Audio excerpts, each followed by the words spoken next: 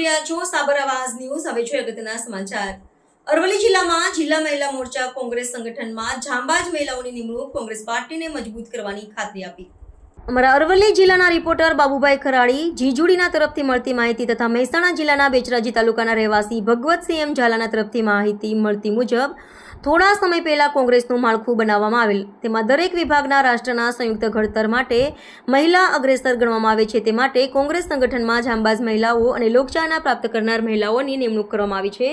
તે માટે જિલ્લાના દરેક કોંગ્રેસ આગેવાનો તરફથી અરવલ્લી જિલ્લામાં મહિલા કોંગ્રેસ પ્રમુખ તરીકે ડોક્ટર ઉષાબેન રાઠોડની નિમણૂક કરવામાં આવેલ।